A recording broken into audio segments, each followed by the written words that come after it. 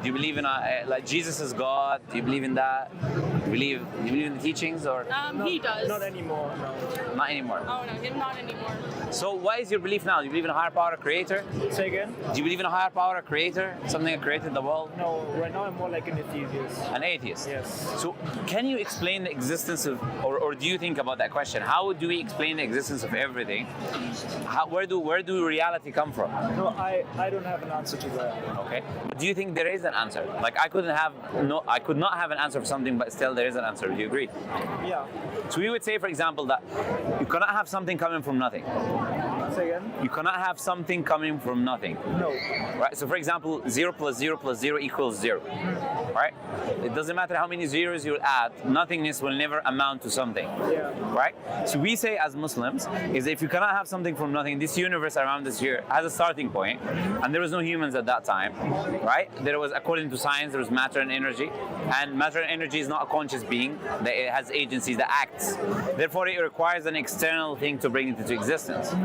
Right? So the question is, what attributes would you need to create a universe? Like if I told you let's create a universe, like what attributes do we need to make a universe like the one that we're living in? Yeah, but you're getting to the question of the creator eventually. Yeah. Yeah, but that's. No, I'm just asking, like. No, if, but like the question is leading there. So if there is no, if the matter doesn't have agency, then there must be a creator who manipulated it somehow into making it what it is, and therefore it's a creator. No, if the matter doesn't have agency, then it would require an external factor to bring it into existence. Yeah. All right. And then looking at the universe itself, we look at what necessary attributes does it show. For example, and I know you're getting what I'm saying, right? Like you look at this bike, for example.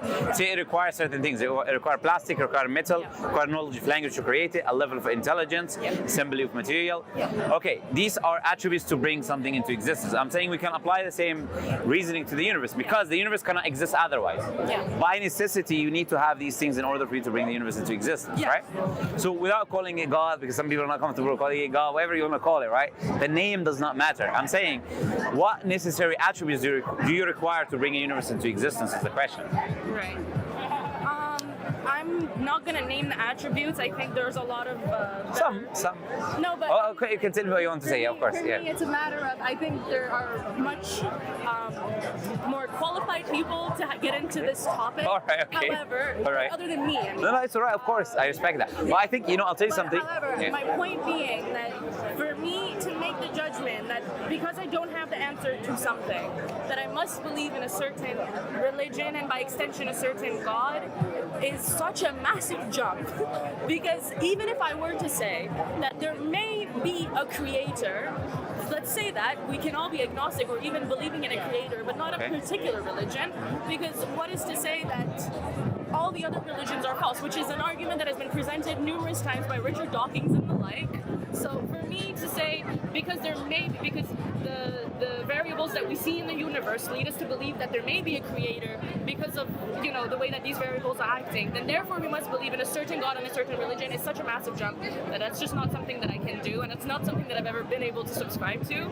So that's my issue with and that. I completely agree with you. Yeah. But are you familiar with logical fallacies? Yes. Do you know what a straw man is? Yes. What is a straw man, if you can tell me? It's an argument that doesn't necessarily hold up. You're using an argument not in a. It's kind of like an empty argument, if you will. No, a straw man is where you create an argument that the opposite position does not believe in. Yeah, and then you kind of try to pass it off as their own. It's like an empty argument. And attack it, right? So in this case, I would say what you're saying is a straw man, right? And why is it a straw man? Because at no point in our talk, which was very brief, I'm not trying say to pass it off as your own. I'm just saying for me, I'm not trying to pass that argument as your argument. I'm just saying for me, going from that to the idea of believing. And I totally agree. Religion, it's very hard for me to. And I completely agree. Yeah. That's why this was never my position, right? Yeah. Like I didn't come and say, guys, you know what? There was matter, so let's believe in Islam. I never said that, right? Yeah. So I agree with you that what you just presented is not rational because we need to take steps and we need to have logical reasoning and evidences and arguments in order for us to reach a conclusion. Yeah. So I'm completely there, by the way. And Richard Dawkins, I would say, is not a good example of presenting anything at all. I'll just say that No, humbly. I'm just saying he's used that. Yeah, but he says that. He says that, yes, all the time. So what I would say is this: I was starting with you a step by step for a reason. Yeah. Like I was saying, we can take a natural progression. That's why I said it's not God, because I'm proving it at every step of the way. Is essentially what I was doing. So I was saying first, there has to be necessary attributes that we have in order for us to bring that matter of the universe into existence. And when we look at these attributes and then identify them, okay, we say there's something that is eternal, meaning existence before the universe, not bound by time and space, because the universe has time and space.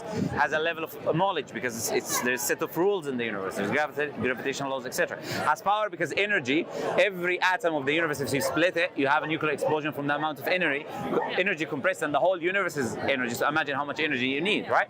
So you would say, if you look at these attributes, and brought the universe into existence. So something that brought the universe into existence has a massive amount of energy we cannot comprehend, intelligence, and not bound by time and space, eternal existing, or not bound by the physical time and space that we are in. Just to be specific, the time space continues that we are in, not the same way we are. Then what do people refer to that as? A higher being, a higher Excellent. power. So do we agree so far on the higher power? And then we can move to the next step, right? So that's how it's going to do, right? Yeah, okay. So I'm never going to say something, okay, now you're a Muslim, let's go. No, Of course, right? So we start with that. And after identifying the existence of that higher power, we say, okay, throughout history, there was what we call prophets and messengers. There were men that walked among this earth, walking to mankind, saying that there is a higher power. Same thing that we're saying. But they said, okay, we're sent by the higher power. And then they brought revelation. Now, there was people in the past. So you could say to me, I could not see quote-unquote miracles that they perform. So why should I believe in something I've not seen? I'll say to you, okay, very good question. Thank you very much for that position, right? And then I would say, we can show certain things as Muslims today, and we can use these things to come to the conclusion that Islam is true, because Islam presents evidences today that shows that it's from God. For example, I'll ask a question. Can human beings, at any point in history, including today, determine the future in an accurate way every time? No. It's impossible. Do you agree? Okay. We would say, looking at Prophet Muhammad, he existed 1,400 years from now, in the past. Now, he made a multitude of different prophecies about the future. Now, these are not one or two, they're tens. Specific. Many of them are time bound. So exact time that this will happen. Specific people bound, etc. Specific action bound. Not a single one. Sorry. Our friends are waiting. Okay. So okay, we'll finish here. We'll finish very quickly. All of them have took place the exact way the Prophet said they will. Now the question is, and he said it's not from me. He said, I do not know the future, only God knows the future. The question is, if this is the case, and you can do your own research and you go, if this is the case, then would you then accept that, okay, that makes sense to say that this evidence that this is just one. But this is evidence that this person is able to do things we're not able to do as human beings in this case. And that supports the idea that it's sent by that higher power, because that higher power is not bound by time the way we are. It can know the future and the past because it created everything, and it's outside this universe that we're in. Okay, I'm just gonna answer this my own way. Go ahead, of course. No problem. For me, Yes. there are unanswered questions in the world that I do ponder on a daily basis. It's definitely true. Okay. And I do believe that there may or may not be a higher power of some sort. But the idea that a prophet a couple thousand years ago, because I do come from Iran, so I am quite familiar with the religious functions, right? Okay. I have a very hard time believing, subscribing, having come from that culture and having lived through that, believing and subscribing to some of the what I perceive as stories. Now, please don't take offense to this. Look, for me, you can say anything. I'll just be the same person. I believe to be stories that have been written down thousands of years ago, and I'm now supposed to rely on those stories in order to determine a belief system, and then that determines my behavior in the future. I don't believe in that. I believe that there may be a higher power, but I don't think that higher power would require me to speak in a certain language or do a certain set of prayers or rituals on a daily basis for that higher power, or that he would exclude certain people because they were born in India and they believe in Buddhism. You don't believe in that? Non-believers. Okay. Or what you would call kafir. Well, I'm sorry, I don't have the Arabic. No, you're doing perfect. Actually, it's great. You're doing well. Just because they were born into a different religion, and so therefore they may be sinners. I don't believe in that, and I don't think I could ever subscribe to it. So yes, of course, there may be a higher power, but I could never make the leap to believing that just because there was a prophet who may or may not have done those things, Okay. Predicted the future. Yes. Because I never got very far in my religious studies because I couldn't do it. Like I couldn't get down with it. No problem. But he may or may not have done it, but Sure. it's not necessarily something that I could get down with saying that's the truth. Sure. Yeah. So excellent. I'll just very quickly say a response to that. Very quick. First, we say as Muslims that we don't say thousands of years ago because Prophet Muhammad is specifically 1,400 years ago. Yes. But it's a valid critique to say I was not there. But we say we have manuscripts Yeah. that are scientifically There. scientifically carbon dated to the time of the Prophet, first century, second century, etc. So we have actual physical copies of what the Prophet said or how he lived. Quran is preserved just in the minds and the hearts of the people. So you don't need the physical Prophet himself because the content and information and the message has been preserved meticulously more than any other faith in existence, right? So no one is essentially saying just believe that they existed. All we're saying is that this content information is preserved. We're saying the logic checks out, the one that I've presented, which is that you need necessary attributes in order for you to bring something into existence. Just basic logic, right? For me to say, I don't know, maybe it's true or not, I'll say this basic logic. For someone to say you cannot create something without the necessary attributes to create it. So all we're saying is like, here's the reasoning.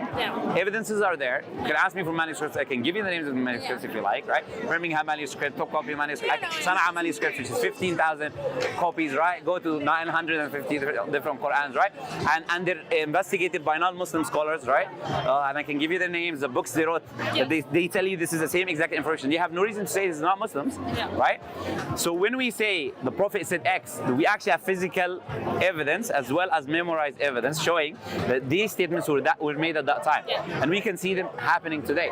So we're saying using the reasoning that we agreed upon that humans cannot know the future, this should be an evidence to accept that this person is a messenger. But that's one example, by the way. There's many evidences, but you guys don't have time. I'll be happy to show you many, many more evidences. You'll be surprised, right? So just do your own research, and the Quran is there if you like to take. If not, it's up to you as well. It's your guys' decision. It's a pleasure. To get you Quran? No, that's all right. Thank you. It's okay. It's up to you. So, and I thank you very much for giving me your time. And I appreciate, I know I kept you for a longer time.